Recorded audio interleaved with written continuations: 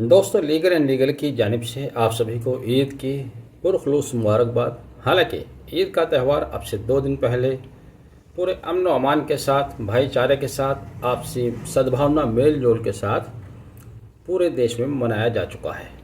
ईद के दिन सभी लोगों ने, चाहे वो हिंदू हैं या मुसलमान हैं, एक दूसरे को बधाइयाँ दी, आपस में सेवइयाँ शेयर की, आपस में अपने थॉट शेयर किए। कहीं कोई दिक्कत, कहीं कोई समस्या है ही नहीं तो आएगी कहाँ से।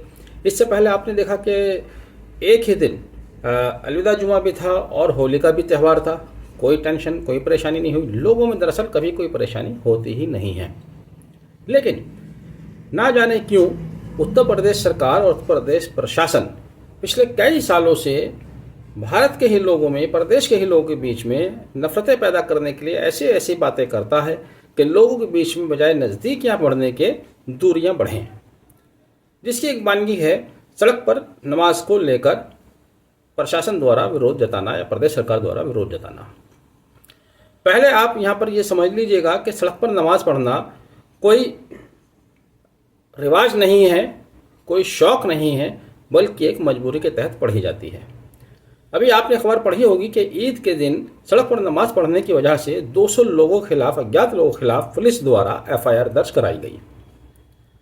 अब ये कौन लोग हैं जो सड़क पर नमाज पढ़ रहे हैं? क्यों पढ़ रहे हैं? क्या प्रशासन नहीं जानता? प्रशासन वाकिफ नहीं है? प्रशासन वाकिफ है, बल्कि वो जानबूझकर इस तरह की बातें करता है, इस तरह के चिंगारी वो छोड़ता है ताकि लोगों के बीच में वैमनस्यता फैले, सांप्रदायिकता फैले, शहर का, प्रदेश का, देश का माहौल बिगड़े। ईद की नमाज ईदगाह के अंदर ही पढ़ी जाती है, ईदगाह के अंदर ही पढ़ी गई। नमाज पढ़ने का एक नियम यह भी है कि जो भी व्यक्ति नमाज पढ़ने खड़े होते हैं वो कंधे से कंधा मिलाकर खड़े हों। यानी कि इससे यह स्पष्ट होता है कि ईदगाह में 1 इंच भी जगह खाली नहीं होती। काफ़ी बड़ी मेरठ की शाही ईदगाह है और यह ईदगाह आज से तकरीबन 1100 साल पहले बनाई गई थी। अब आप सोचिए 1100 साल पहले इस शहर की, मेरठ शहर की आबादी क्या रही होगी और आज कहाँ पहुँच गई है। दूसरी बात, पहले से ही खुद ये नियम है कि ईदगाह शहर से बाहर बनाई जाती थी। आपने गांव देहात में देखा होगा जहां पर आबादी का विस्तार उतना नहीं हुआ है, आज भी ईदगाह शहर से बाहर है। अब चूंकि समय बदला, ईदगाह का विस्तार उतना नहीं हो सकता, नहीं हो पाया, चारों तरफ आबादी हो गई है, खाली जगह नहीं बची है, तो लोग खड़े होते होते सड़क तक आ जाते हैं। जो सड़क पर आते हैं वो बिल्कुल लेट आने वाले, बाद आने वाले होते हैं। यानी कि आप ये समझिएगा कि उनका सड़क पर खड़े रहना 10 से 15 मिनट से ज़्यादा का वक्त वहाँ उनको नहीं लगता। दूसरी बात, प्रशासन के पास यह भी विकल्प है, सड़क इतनी चौड़ी है कि वो एक साइड को खाली रख सकता है, दूसरी साइड में नमाज अदा हो सकती है, उस लाइन को लंबा खींचा जा सकता है। तीसरी बात, नमाज सुबह के वक्त अदा होती है और केवल 10 से 15 मिनट का डिस्टर्बेंस है। कोई डिस्टर्ब करना नहीं चाहता, जानबूझकर कोई डिस्टर्बेंस नहीं करना चाहता, लेकिन चूंकि अपने अपने धर्म का, अपने अपने मजहब का अकीदा है। अब प्रदेश सरकार इस बात पर तुली हुई है कि जो भी सड़क पर नमाज पढ़ेगा उसके खिलाफ कार्रवाई की जाएगी और की जा रही है। अब से 2 साल पहले मेरठ के DM साहब से एक डेलीगेशन मिला था नायब शहर काजी की सदारत में, इत्तफाक से मैं भी उनके साथ था। तो उन्होंने कहा कि भाई अब सड़क पर हम कोई भी धार्मिक आयोजन नहीं होने देंगे।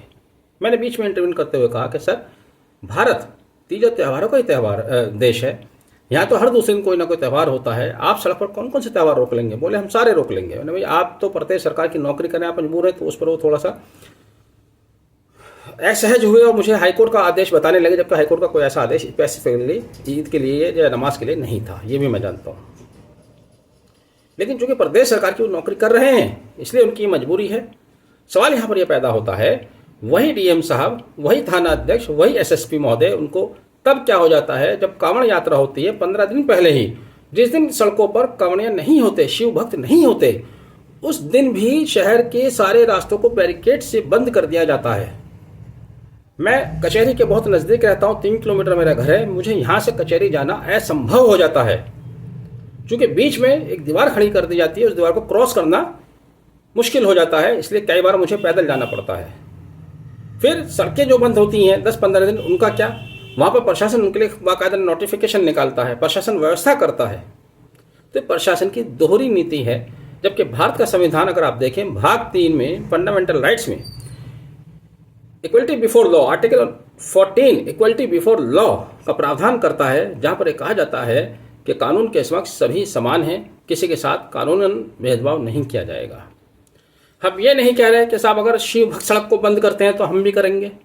हम ये कह रहे हैं कि सड़क का बंद होना एक समय की मजबूरी है। एक शेर था कि कारवां लोग जुड़ते गए और कारवां बनता गया। तो हमारे यहाँ जो डेवलपमेंट हुआ है कुछ इसी तरह से हुआ है, सिस्टमेटिक डेवलपमेंट नहीं है। तो इस वजह से ये समस्या आती है। मैंने डीएम साहब से ये भी कहा था कि यहाँ तो मुहर्रम 10 दिन मुहर्रम निकलता है, वो सड़कों पर निकलता है, जैन यात्रा सड़कों पर निकलती है, सिखों की यात्रा वो सड़कों पर निकलती है, तब सड़कें बंद होती हैं। रामलीला, राम यात्राएं, राम बारात वो सड़कों पर निकलती हैं। आप कौन कौन से त्यौहार को रोक देंगे? नहीं रोक सकते।